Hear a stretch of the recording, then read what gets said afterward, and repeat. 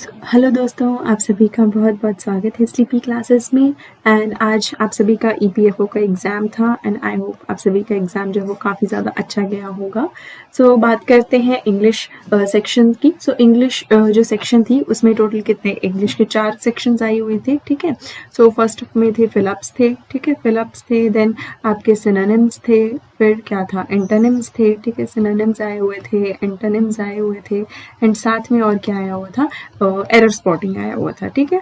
सो ये 4 सेक्शंस आई थी इंग्लिश में से एंड इन सभी 4 सेक्शंस में से जो थे वो 5 क्वेश्चंस जो थे वो आए हुए थे। सो इन टोटल इंग्लिश के 1 से लेके 20 तक टोटल जो है वो 20 क्वेश्चंस जो है इंग्लिश के आपके आए हुए थे। काफ़ी ज़्यादा सिंपल क्वेश्चन है, ना इजी बोल सकते हैं ना टफ बोल सकते हैं, ठीक है, मॉडरेट क्वेश्चंस थे। तो चलिए उनको सॉल्व करना स्टार्ट करते हैं।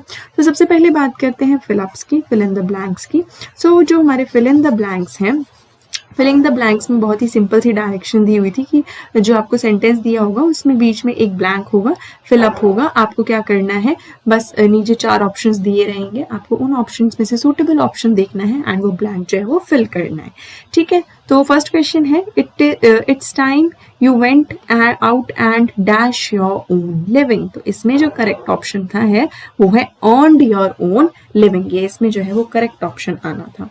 नेक्स्ट इसमें जो क्वेश्चन है वो है the elephant fell into a dash the hunters had set. तो इन ऑप्शंस में से जो इसमें मोस्ट सूटेबल और करेक्ट ऑप्शन है वो है trap. The elephant fell into a trap the hunters had set. Next इसमें जो क्वेश्चन है वो है the dress isn't really tight, it is when you have worn it. So इसमें जो करेक्ट जो ऑप्शन आना था वो आएगा डी, स्ट्रेच। ये इसका क्या है, करेक्ट ऑप्शन है। उसी तरह सिमिलरली नेक्स्ट इसमें जो क्वेश्चन है वो है with his back to the old man he stood at the window, fist clenched and his shoulders dashed with his choked sobbing। अब इसमें जो इसका करेक्ट आंसर है वो आएगा शूक, बी पार्ट जो है वो इसका करेक्ट आंसर है, ठीक है। सिमिलरली हम नेक्स्ट चलते हैं नेक्स्ट क्वेश्चन की तरफ। सो ये फिलअप्स में से जो है वो लास्ट क्वेश्चन है, लास्ट वाला फिलअप है। The bereaved mother proudly received the gallantry award dash a brave son who laid down his life in the recent war। तो इसमें जो करेक्ट ऑप्शन है वो है ऑन द बिहाफ ऑफ, ठीक है, ये इसका करेक्ट ऑप्शन है, ठीक है। सो सी वाला इसमें करेक्ट है। अब चलते हैं नेक्स्ट पार्ट की तरफ इंग्लिश के। तो नेक्स्ट पार्ट में एंटोनिम्स पूछे थे। सो बेसिकली इसमें भी एक सेंटेंस दिया था, सेंटेंस में एक वर्ड है जो अंडरलाइन किया गया होगा, उस वर्ड का हमें अंडरलाइन जो वर्ड किया है उसका हमें जो है ऑपोजिट मीनिंग, एंटोनिम का मतलब होता है ऑपोजिट मीनिंग, उसका ऑपोजिट मीनिंग जो है वो हमें दिए गए ऑप्शन में से सिलेक्ट करना है जो सबसे ज्यादा एप्रोप्रिएट, सबसे ज्यादा नियरेस्ट है, ठीक है। सो अब बात करते हैं 6th क्वेश्चन की। She always organises lavish parties on birthdays. So इसमें जो हमें ऑपोजिट मीनिंग बताना है एंटोनिम वो लैविश का बताना है एंड इसमें जो इसका एंटोनिम आएगा वो आएगा फ्रूगल। चीप इसमें नहीं होगा, इसमें जो करेक्ट आंसर होगा वो होगा फ्रूगल, ए पार्ट, ठीक है।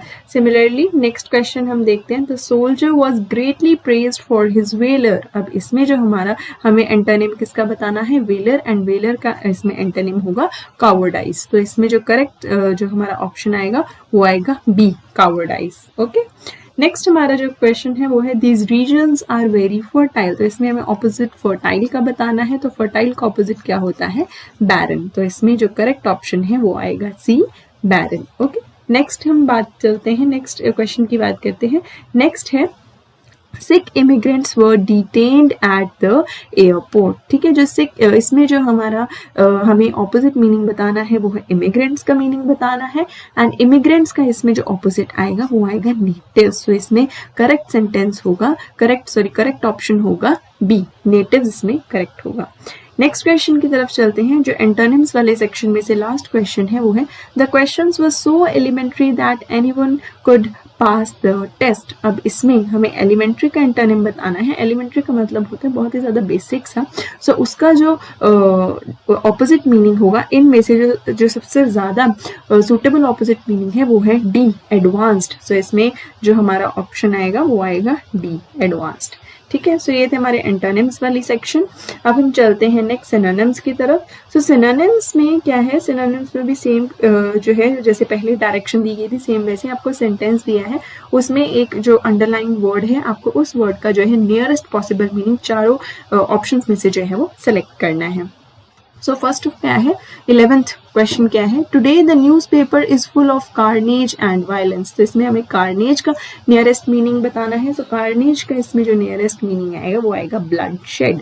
सो ये इसका जो है वो ए पार्ट जो है वो इसका करेक्ट ऑप्शन होगा। ओके, सिमिलरली नेक्स्ट क्या है, the religious gift that makes men human is still alive in Indian souls। सो इसमें रिलीजियस का सिनोनिम बताना है, तो रिलीजियस का सिनोनिम आएगा स्पिरिचुअल। इन चारों ऑप्शंस में से जो नियरेस्ट जो मीनिंग है वो है, इसका सिनोनिम है वो है स्पिरिचुअल।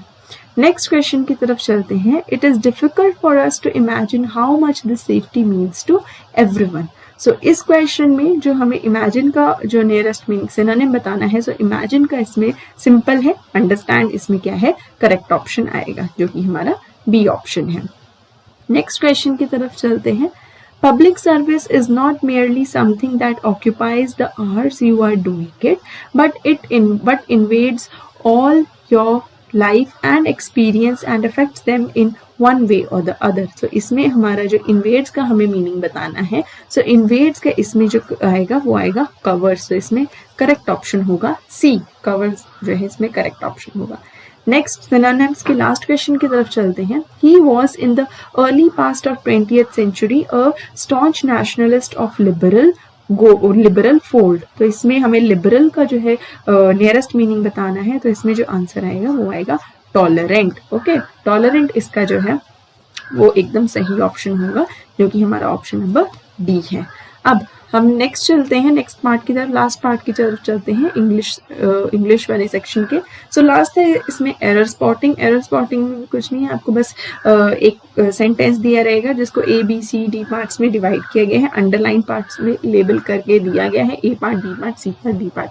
अब आपको सेलेक्ट करना है कि कौन से पार्ट में एरर है, और अगर किसी भी पार्ट में एरर नहीं है तो आप डी को टिक करेंगे कि नो एरर। ठीक है, इसमें कोई एरर नहीं है। तो चलिए शुरू करते हैं। तो 16th क्वेश्चन क्या है, neither the servants nor the clerk has done this. अब इसमें जो है हमारा इस पार्ट में कोई भी एरर नहीं है, this is absolutely correct. D part जो है इसका करेक्ट ऑप्शन होगा क्योंकि इसमें क्या है कोई भी एरर नहीं है। नेक्स्ट क्या है 17, the car which went past us when we were driving on the highway must have been doing at least 100 miles an hour। अब यहाँ पर जो है, यहाँ पर भी इस सेंटेंस में भी हमारा कोई भी एरर नहीं है, तो इसका अगेन ऑप्शन होगा डी, नो एरर। नेक्स्ट हम बात करते हैं 18th क्वेश्चन की। 18th, Raju will be back home in an year after his stay abroad. अब यहाँ पर एरर हमारा बी पार्ट में है, इन एन ईयर नहीं आता है, तो यहीं पे हमारा एरर है बी पार्ट में। ठीक है, सो ये इसका करेक्ट ऑप्शन है। Next, I have much work to do.